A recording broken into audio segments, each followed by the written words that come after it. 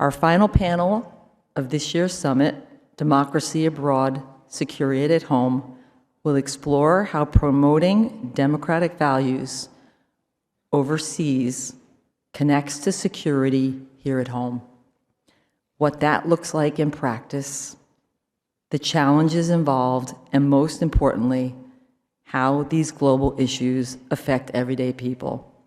It is my honor to introduce our distinguished moderator and panelist. Ben Wittes is co-founder and editor-in-chief of Lawfare.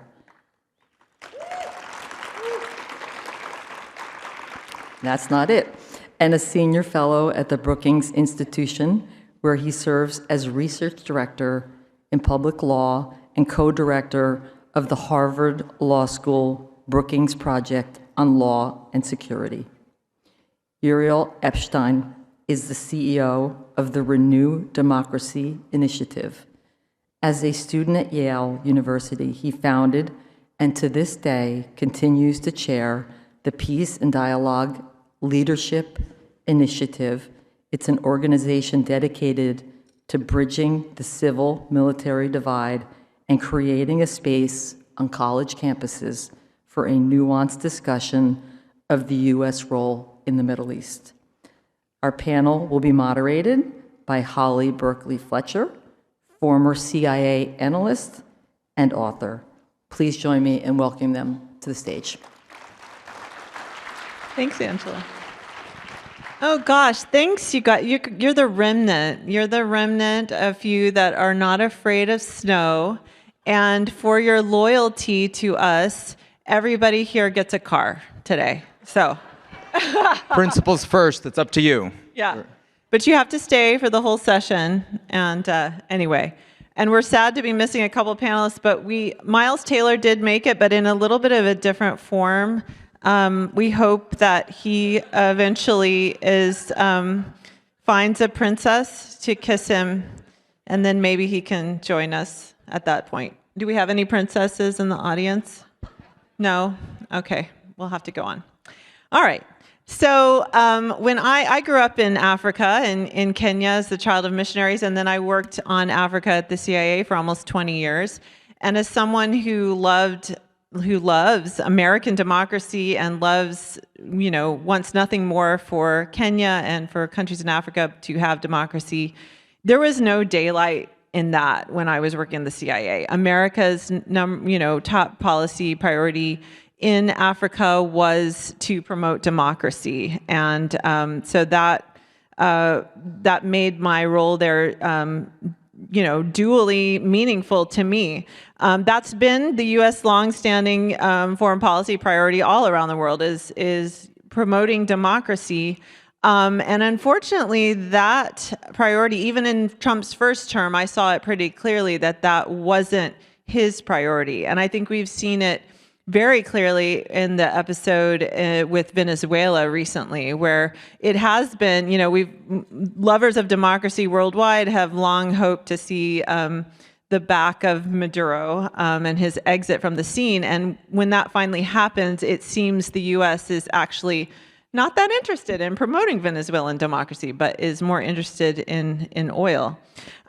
So keeping all this in mind, I wonder if you guys could sort of spell out for us, what is the relationship between global democracy and global democratic health and our national security? And what is the impact of this faltering American leadership around the world? Yeah, so first of all, thanks to Principles First for having me, and thanks to we plucky few, we band of brothers who've stuck with it to the end. So I think there are three big components of that question, maybe more. The first is that, you got to be a little bit blind not to see that the movement that we call MAGA domestically actually is a global movement, right? And there are democratic challenges that look pretty similar in a lot of different countries around the world right now, whether it's the AfD in Germany or the Finns party, right, or the Marine Le Pen movement in France, right? Every country you go to, there's something, reform in the UK, that has a similar set of underlying themes. And so, most of them don't have a Donald Trump figure, right? It's not quite so personal as it is here. It's not so personalist. But it is, it is an unsubtle global movement. And so for that reason alone, you would say, well, some of the issues that we're thinking about when we think about democracy protection at home are similar. These are all Eurosceptical movements. They're pro-Russian movements. There's certain themes that link them. And if you want to understand what's going on here, looking at what's going on elsewhere is one obvious component. The second reason, of course, is that the people who desire democratic erosion at home are also hostile to democratic movements abroad. You don't need to look further for a good example of that than the recent mishegas with respect to Greenland and NATO. But even, the good guy of the administration, Marco Rubio, when he went to Munich to talk to the Munich Security Conference, he did so in a avowedly, we're defending Western civilization against boneheads like you, right, who are interested in trivial things like mere democracy. And I'm parodying, of course, what he said, but only a little bit. And then finally, I'll just add a third thing, which is that, the Trumpist movement is avowedly imperialistic. And by the way, other authoritarian movements in the world right now, Putin in particular, are avowedly imperialistic. They want to they talk in a language that's really unheard of since World War II, which is the language of the acquisition of territory by force. And to one degree or another, they do things about it.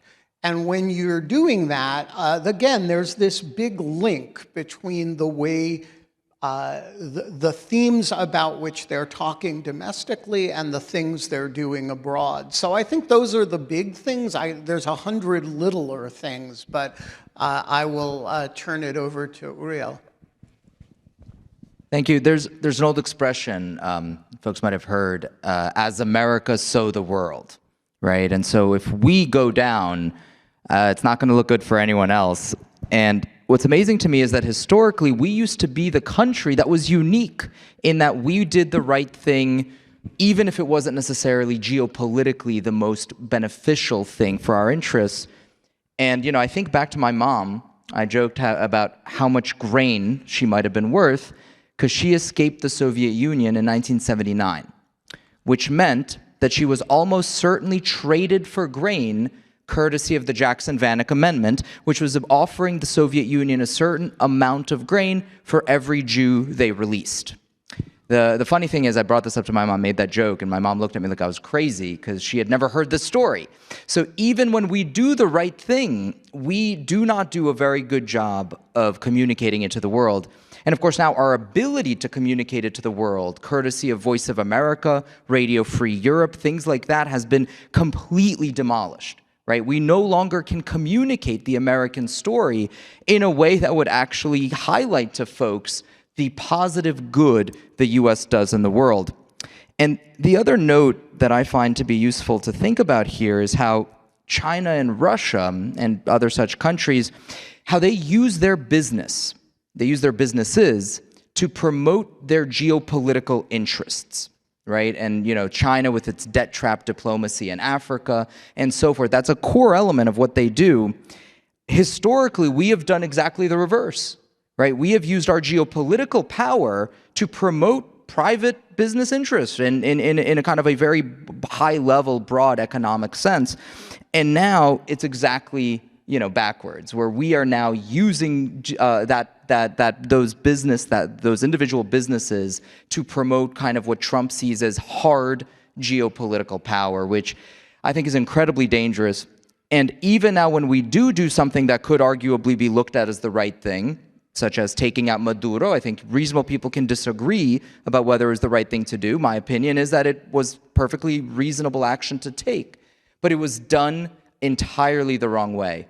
When we do that and then we justify our action to say that, well, we're doing this explicitly for oil, then we become a caricature of what many anti-American people in the world think that we are. We become exactly that which Xi Jinping, with Vladimir Putin, and which other dictators argue we are. And when I hear people like Glenn Greenwald and others saying, oh, well, America is only doing X, Y, or Z for oil, for land, for whatever, historically, I'd be pretty comfortable saying that that's utter BS.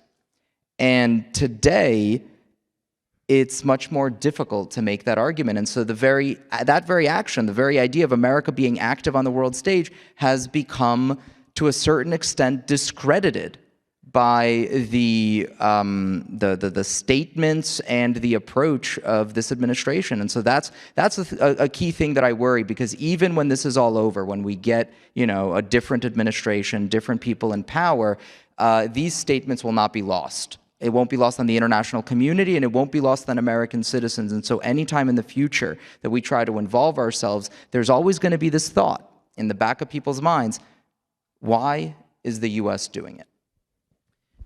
You mentioned the demise of VOA, and that goes into my next question, which is that's part of the demise of our soft power writ large.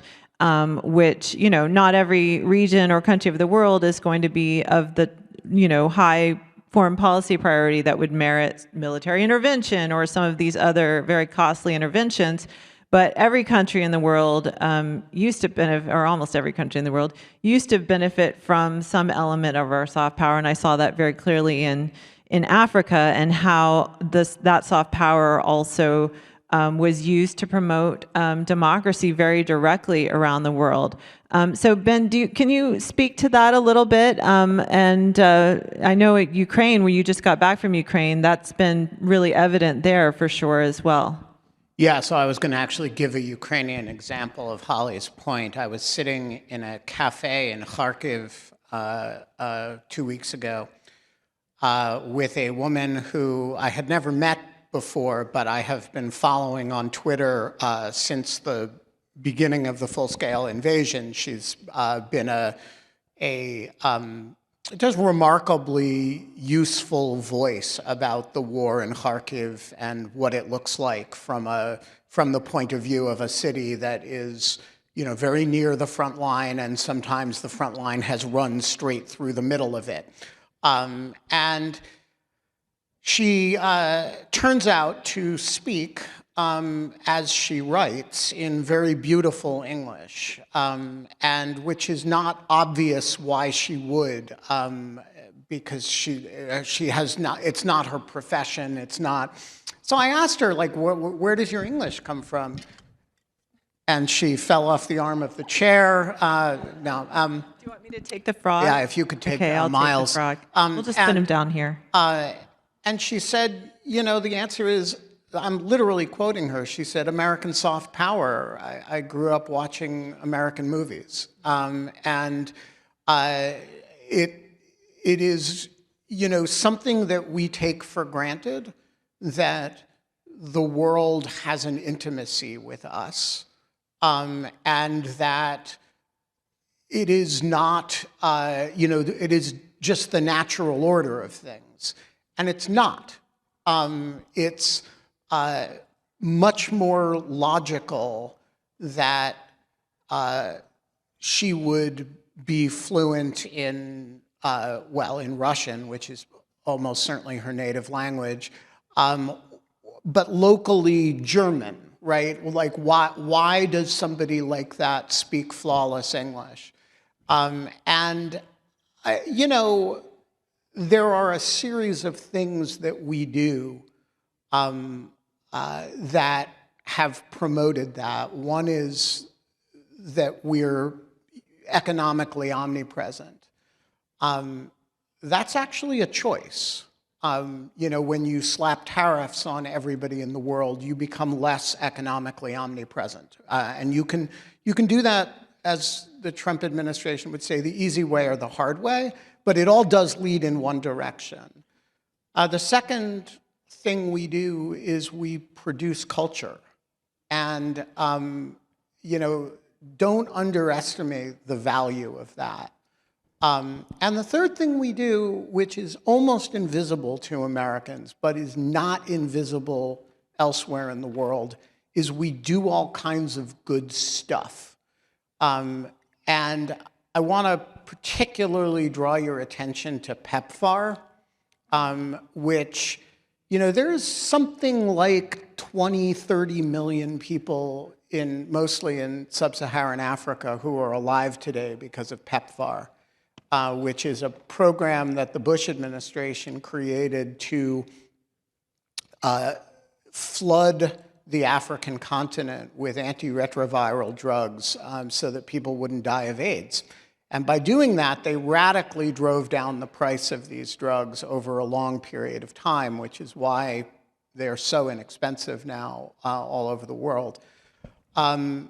You know, that again is a choice, and it's a choice that, you know, if you live in certain parts of Africa, that is a more significant American event than, say, the invasion of Iraq, which we're all aware of, like, did a lot of damage to us internationally.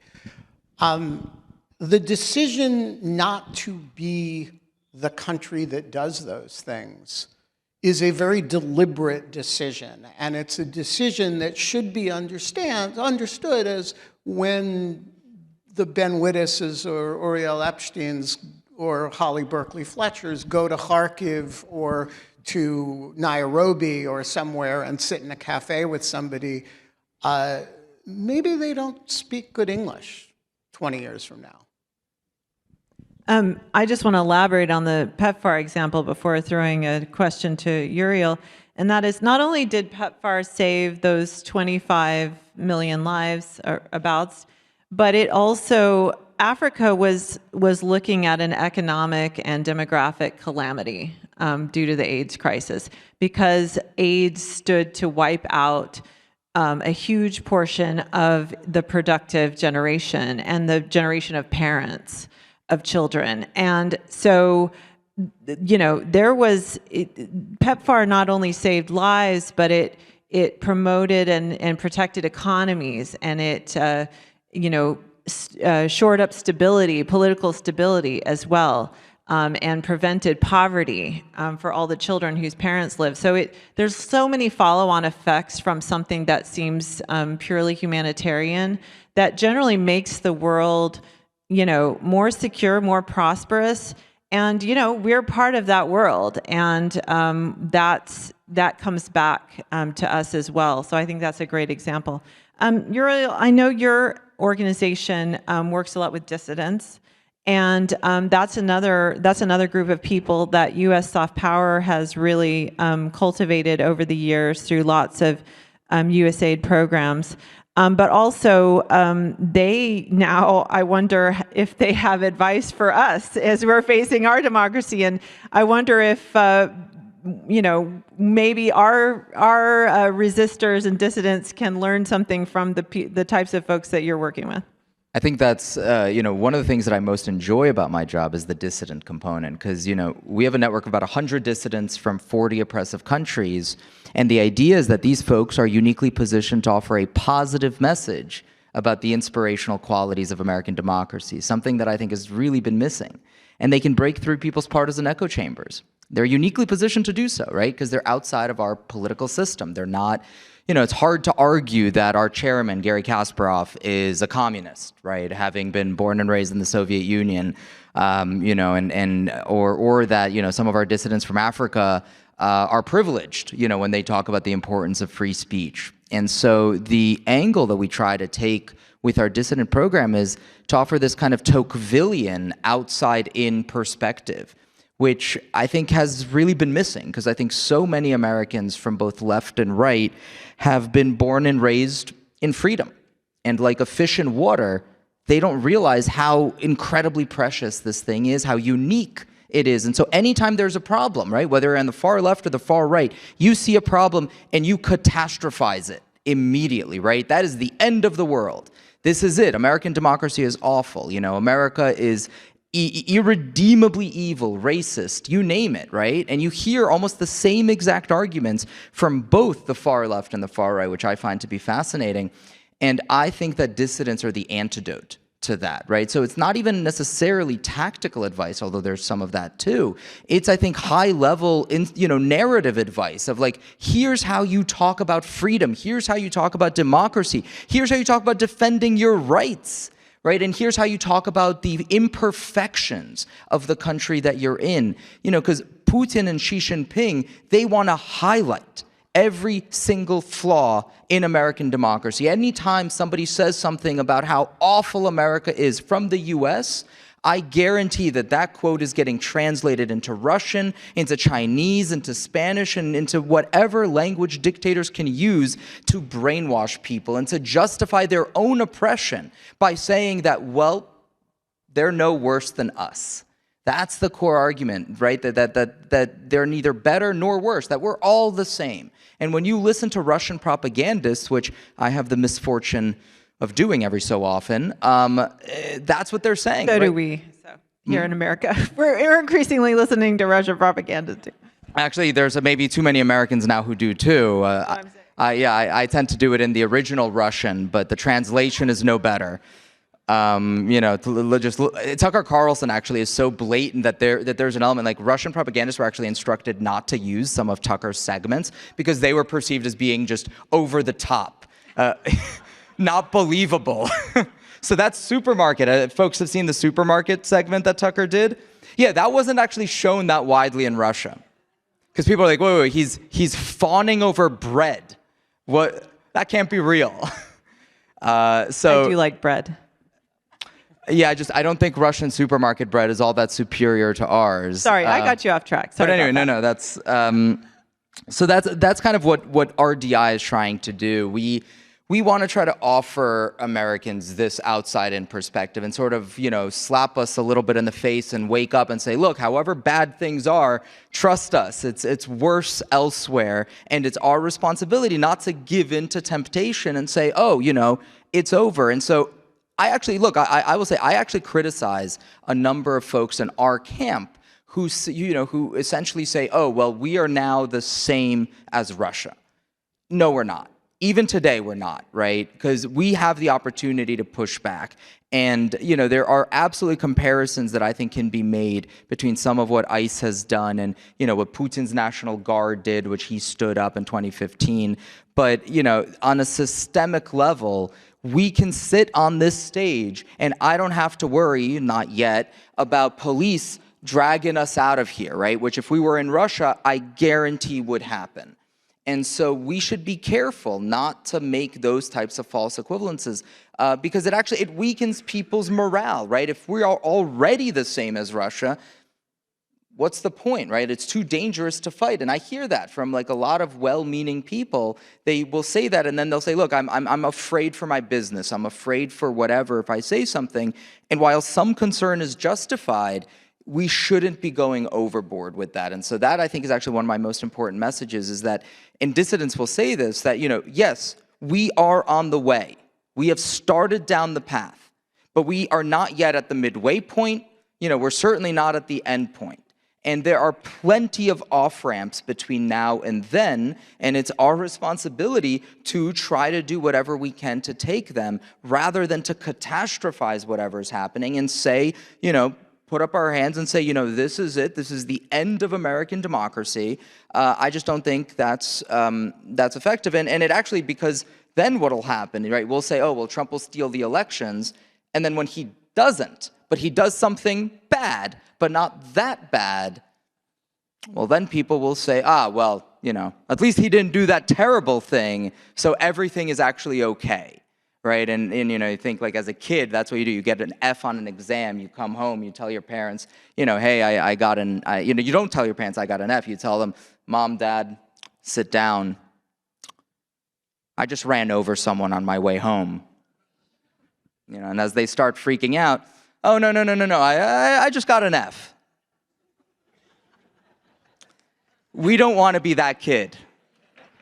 I hope my son is not watching right now. He's getting tips from you, Uriel. So, we've talked about Russia. Obviously, the war in Ukraine is one of the big confrontations between autocracy and democracy that our own faltering democracy has an influence on.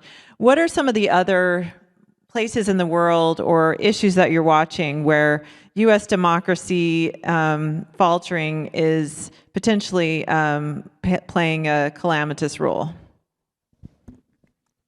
Well, one would have to start with Taiwan, which will look entirely stable until the moment that it doesn't.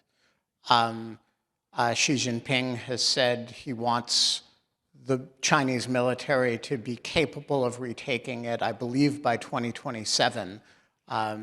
That's coming up pretty soon. And the administration has been, faltering is a good word, non-committal in the proposition that we would care very much. So that's one area. A second area, of course, is the broader constellation of the Western Alliance. And this is, of course, closely related, not because NATO is going to defend Taiwan, but because the perception that the US is good for its security commitments underlies both the stability of the Asia-Pacific region, and it underlies, in a much more direct sense, the European alliance. I think, the Venezuela incident, I don't quite know what to call it, made a bigger impression in Europe than people quite understand in the United States. In the United States, our perception is, well, we had a little micro war in Venezuela, and then we threatened to. You mean like special military operation? Is that what you're kind trying of to like say, a Ben? special military operation, yeah. And then we kind of threatened to annex Greenland, and then we backed down, and now everything's fine, right? Or everything's kind of back to normal. And I don't think that is the way it is being talked about in European capitals, where first of all, the two events are very closely related in a lot of people's minds, which is that we just went in and kidnapped the head of state of a country, and then did not, as Uriel points out, did not do anything in the replacing the regime sense, right? In fact, we co-opted the regime and said, as long as you give us the oil, right, we don't really care if you're a Cuban-backed narco state. And then we menaced an ally, and over, let's face it, a block of ice that we have all the security access to that we want and need anyway. And we backed down only when the stock market threatened to really tank over it. And I think, you don't have to be an anti-American 1968 Parisian to say, this is an unreliable ally. This is not something that a country that we can build our security future around. And we need to make other plans. And that is the importance of Prime Minister Carney's speech, which is that he shouted from the rooftops what had been previously whispered in the hallways. And a lot of people had not been saying that out front, and he did. And this is our closest ally. And by the way, he made two great metaphorical comparisons in that speech to compare the United States to. Carney is a very educated man. He wrote this speech himself. So it's worth bearing on who did he compare the United States to in this speech. Number one, to the Communist Party of the Soviet Union. And his reference point for that was Václav Havel. So Václav Havel's famous essay on the power of the powerlessness, he turned around to be not about the Soviet Communist Party or the Czech Communist Party, but about the United States. That was not an accident. And then number two, to the Athenians in the Melian dialogue, which is, a deep cut for those of you who are Thucydides readers. The Athenians are the real bullies in that part of the story. And I'd love to see Trump talking about Thucydides. Yeah, exactly. I'm just trying to imagine it right now. I'd love to hear him say Thucydides. That's right. And so I think the key point is that the prime minister of our closest ally in the world, many, many Americans have relatives in Canada. We don't think of that as a distant relationship, goes and compares us to the bullies of the ancient world and to the Soviet Communist Party, and does it in public and says we need an alternative security arrangement. And that, I think, is the biggest issue on the table, is do any of our allies, are they ever going to believe in us ever again?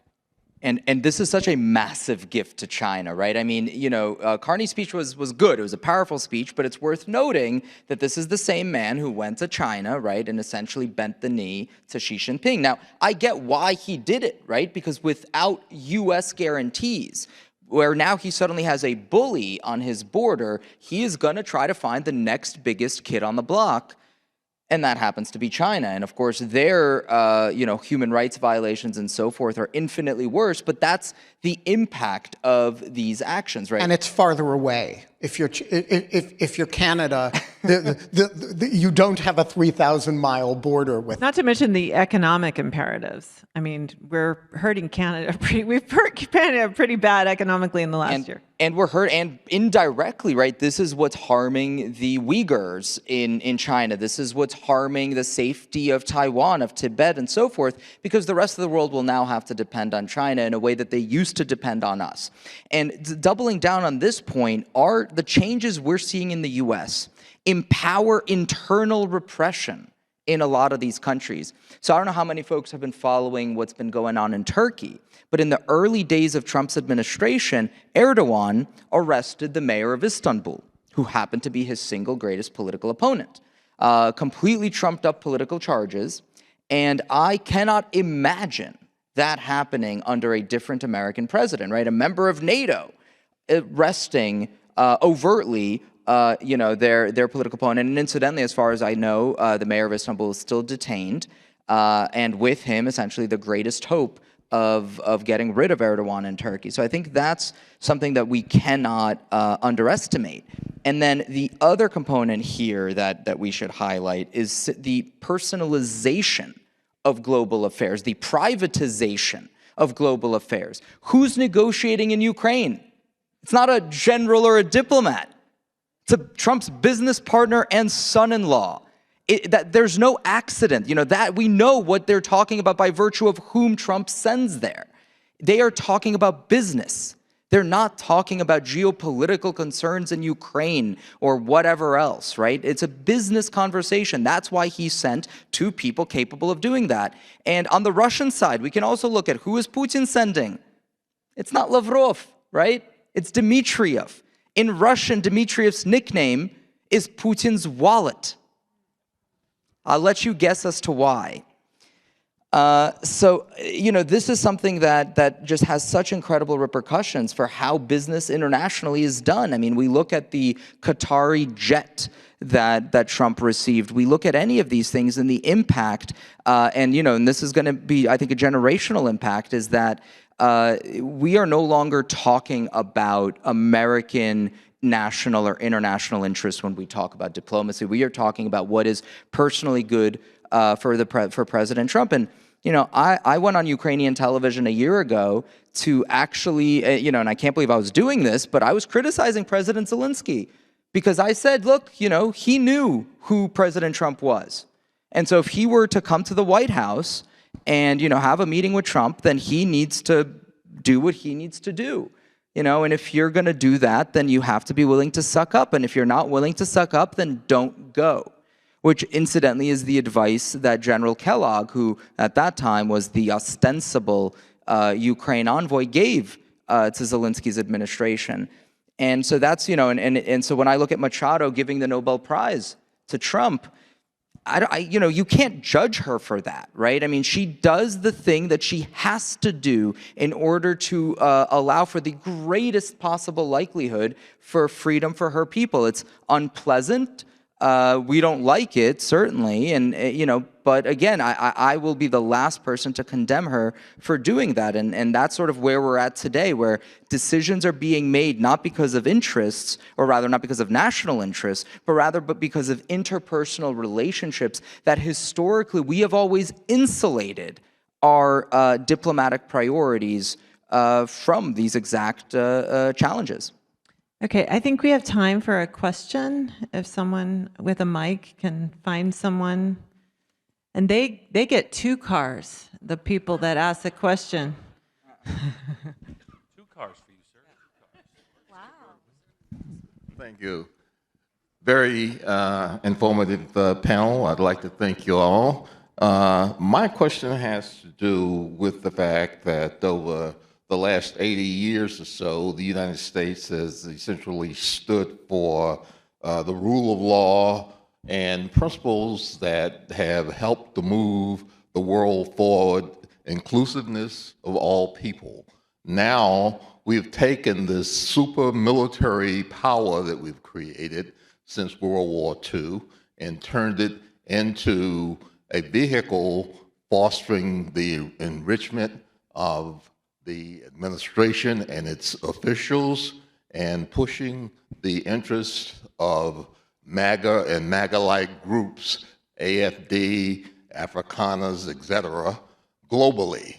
And by not addressing the fundamental principles that are driving this behind the scenes, we aren't, I don't think, analyzing it necessarily correctly. We have to look at those forces that are active in Minnesota, that are mirrored around the globe with groups like AFD, and what the commonalities are, and how this administration is using power of the American people, to foster these interests. And I'd like for you to comment on that and see if you can flesh out, what those underlying commonalities are that are drivers of this phenomena.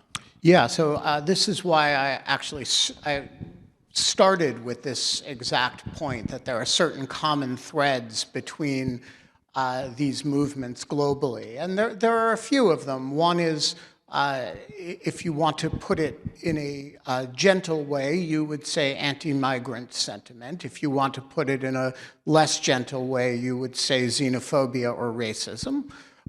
They all have in common a distaste for foreigners, a distaste for immigration in whatever context in their societies they show up. The second thing is they are very against international agreements that are not sort of bilateral arrangements between countries. So in the European context, this shows up as a hostility to the EU. In the United States, it shows up as a hostility more broadly to globalism, right? To participation in international organizations, to the UN, that sort of thing. They're very nationalistic, not in the sense of patriotic, but in the sense of being suspicious of anything that deprives or erodes national authority. A third thing is that they are anti-court. All of these movements have a suspicion of judicial resolution of questions, right? You can say it's a hostility to the rule of law, or you can say it's a hostility to the role of courts in adjudicating legal questions. Those are the ones that come to mind to me, but they are remarkably consistent across time and space. I would take a step back, actually, and offer a very broad note that I think the free world has very much lost its way since the fall of the Soviet Union in '91. And the reason for that, in my view, is that we haven't actually been teaching values, right? We used to talk about the difference between the communist and democratic systems. We used to talk about how our values actually mattered and how they were superior in some ways, which I think is fair to say, and we haven't been doing that, right? History ended with the fall of the USSR. You know, we can focus on economic concerns, and we failed to teach people in the 90s and the early aughts about some of the kind of the core values that allowed for human prosperity, the Western prosperity in the first place. And so I don't actually think it's all that surprising, because what's happened essentially is you've had a generation and a half go through this, right? They went through school. They're now, you know, mid, some are senior level in their careers. And most of them have never thought about why our liberal democracies are structured the way they are, why they might be slow, why they might in certain cases be inefficient, why change is usually incremental rather than revolutionary. And as a result, they start looking to other systems. And when you think about some of the rhetoric that we see from the far left and the far right, they are the ones talking in terms of values, right? They're the ones making these broad proclamations that are, you know, at least ostensibly based in some kind of values. And now we can say that it's false, that they're lies, that they're hypocritical, whatever. And I would obviously support that. But at the very least, they are offering people something more than economic or bureaucratic interest. They're offering something more than kind of an academic understanding of the importance of rule of law. And, you know, we talk about rule of law, and that's a great example, actually, where I say, look, you know, it's not rule of law per se. That feels far. It feels distant. Instead, you know, we should talk about fairness. That's something everyone can understand. It's not academic. You don't have to be a lawyer or even have gone to college to understand the value of fairness. It's something that every 8-year-old can comprehend. And that's the way that I would argue, and you know, one of the things we're trying to develop at RDI, that we should be communicating you know, this weakness of classical liberalism in the US and Western Europe and beyond. It's that we have failed to offer the types of inspirational values that I think all too often the extremists are very quick to offer. Okay, the very mean television screens have told us to wrap up. So I'll just end by saying that, you know, when I used to be, when I talked to my African friends, I would console them, and now we commiserate. And that is not a great feeling for me, but I will say that it's created a lot more mutuality and empathy between lovers of democracy the world over. And I'll just leave it there. And thank you again. Ben has all your cars for you, and and thanks for hanging in to the bitter end. Appreciate it.